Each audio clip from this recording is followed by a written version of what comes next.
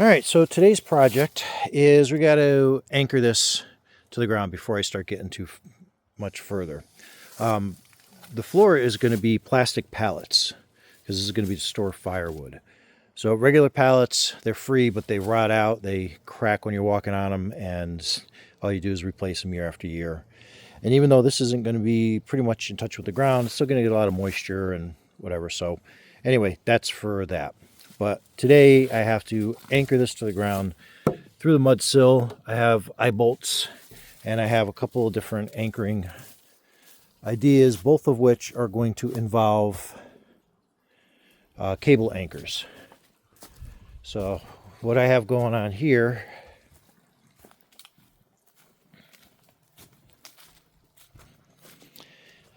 is I got these from Home Depot. These are 10-inch. These are going to be for the end that's furthest up off the ground, so I can get that right down deep and flush. And then for the rest of it, I have these duckbill ones. And the problem being is that that's not that much wire. You want that pretty much all the way into the ground. You can drive it in with a tool here.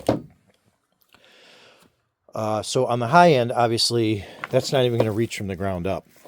So I did buy some extra wire rope and some various connectors to make some loops. And then I got some eye bolts to go through the mud sill, some washers and stuff to get all that secure and tight. Couple of problems with making on my own here. I picked this up, which is for the 1/8 wire, but it's got a 3/32 bolt on there, which is pretty tiny. I don't have, out of my various assortments of sockets and box wrenches and whatever, 3/32. I do have 7mm that I found, which will fit the nut, but the housing is going to be too big to, when they're both tightened down there, to reach. So I'm probably still going to have to do needle nose. If I wind up doing the creating a crimp there, I'm probably going to wind up using, see if I can use the pincher on the wire stripping kit.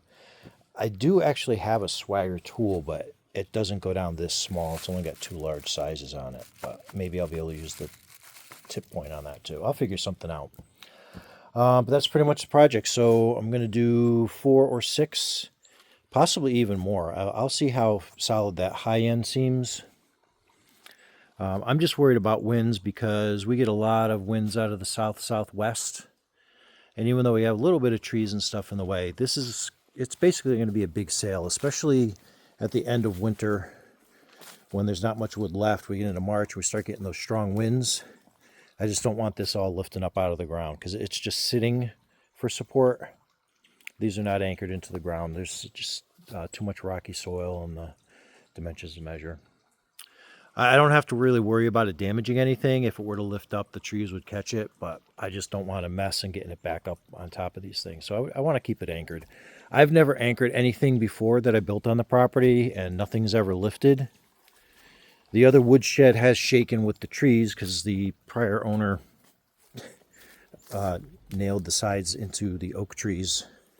So as they grow and the trees shake, the shed kind of moves around a lot and makes it unstable, and the wood topples over. But nothing's ever lifted up, is my point. You know, this thing here is not anchored to the ground.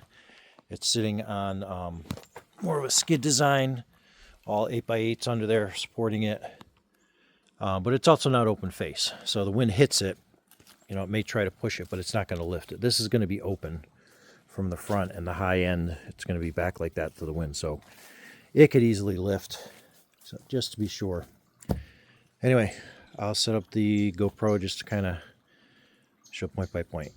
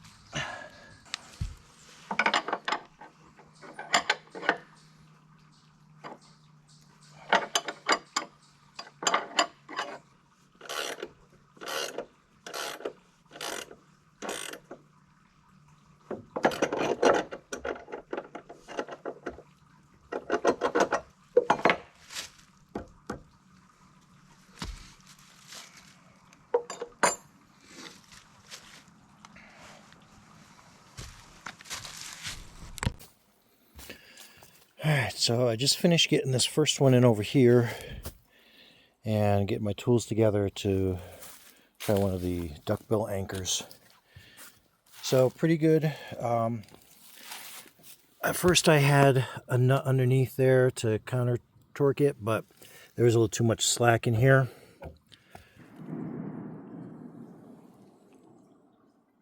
Okay, got somebody's hunting something. So I just took it off and I just did it from this way with a couple of washers to sink it in pretty good. It did feel like it kept pulling and pulling. I didn't want to loosen these things. Hi, Misha.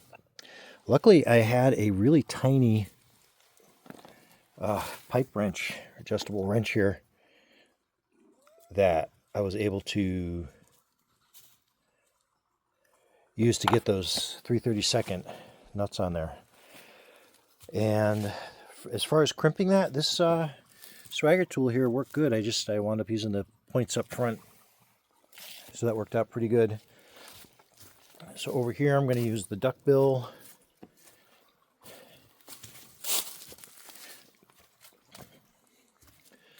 The nice thing about this is it's already pre-crimped on the loop here. So the idea is you take your driving rod here, you put it in there, drive that into the ground, and once you get, it deep enough, you got this loop here. And I like that it's already got the pre-loop, so I'm just going to fit it in between the washers here, and that way I can tighten it up and lock it with a double there. I'm going to start with a small sledge, and we'll see how we do. Soil around here is interesting, to say the least. So let me get the GoPro set up and see how this side comes out.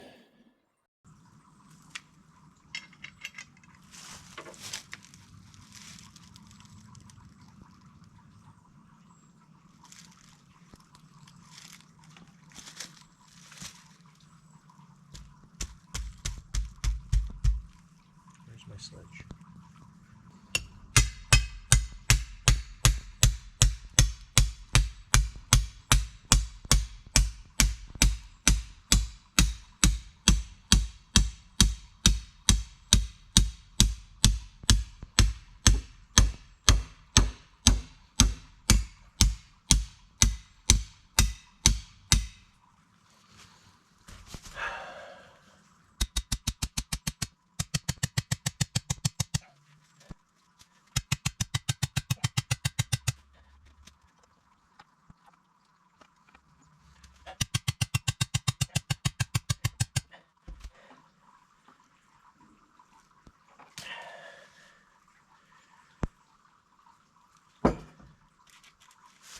Let me try the bigger sledge.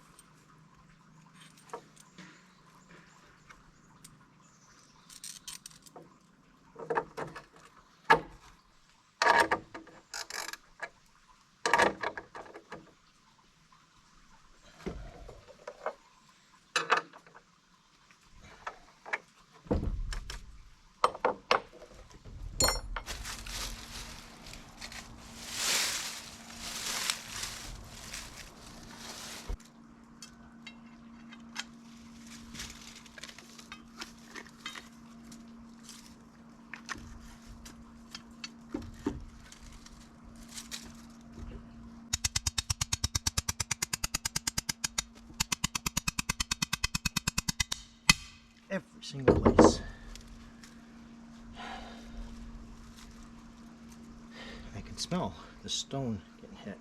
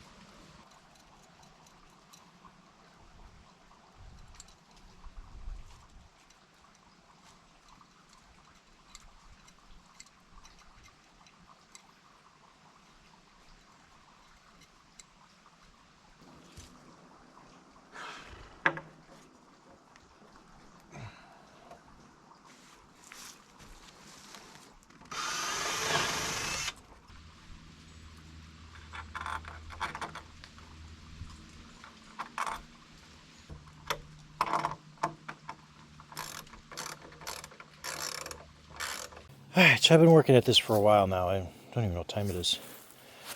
So we got 1, 2, 3, 4, 5. And I'm going to try to do a 6th over here. But again, this side here is my worry side for the wind. So I'm wondering if maybe it's overkill if I put another one over here too. So I have basically 4 locking down the front. And then at least 2 over here. I tried in that center block back there 3 different spots to get close to center, and every single one of them about 8 inches down I hit solid rock. I mushroomed out the pole driving it in. So I used up the 2 orange spirals over here on this corner. I figure that's the biggest corner. I'm not sure which is stronger. So then I got 1, 2, 3, so I still have 3 of the duckbills, and I might as well use them all. The only thing is again, I'll have to rig with the cable something or another for that. And I have a couple of thoughts. So I guess there's really no reason not to do another joist. You know, they recommend the mud sill, but probably could also that was the closest. So I'm going to try to get this corner here, but absolutely another one here. And then I'll think about using the third one over there. But yeah, so a lot of work, a lot of, everything's a little different. On this one I used an eye bolt, and then for the ones going through the joists, luckily I had some decent short bolts there. But we'll tie it all together. I'm going to take a break though. All right, I am done anchoring this to the ground. So I used all 6 of the duckbill anchors. So that's there, there, and then in the back I was able to get pretty much every one. I had to do a different connection. So over here we got the 2 orange ones. I had to do 2 loops, get them on the bolts here. This is on an eye bolt underneath. This is on a bolt this way. This one here, I had one of these heavy duty bolts, and because I didn't have enough stuff to make a second loop, I wound up putting it through that. And this is all heavy duty stuff I had left over from the sander shed, so I'm pretty sure it can take it. I also went through and I put Timberlock 4-inch or 2.5-inch, depending if I had 2 or 4 shims underneath. And that's it. So at least every corner has one. The front actually has 2 extra, because again, this is where I'm worried about the biggest wind. And then I also have 2 in the center there and the one on the corner, because that's the other. So basically this diagonal wind, nothing comes from that way. I mean, we get north wind, but it's all woods there for over a mile, pretty much. So that's going to be it. Next I got to do the uprights. So I got to check out my measurements, because obviously the front's going to be higher than the back. So I basically need 3 and 3, and my 3 tallest. I'm hoping, I have 6 pieces of, I got 4x6 and then I got 6x6. I'm just hoping I have 3 that are tall enough in the front. But I'm going to go do a little bit of yard cleanup here and there, and then that's it, because my back's sore from moving all this lumber. I've handled this stuff I don't know how many times now, because they delivered it and then I had to move it into staging piles. And of course the roofing stuff was on top and the stuff I needed to start with was on the bottom. So then lifting up sawhorses, cutting, carrying it over here. So I'm tired. But that's the step. Hopefully next weekend, so far looks okay. It's going to be a little cooler, thankfully, because it's like mid-70s today. It's really hot. And I'll get to those uprights. That's probably going to be, that's going to be a full weekend. 6 uprights, getting them braced temporarily until I can get some permanent bracing in place. All right, that's it.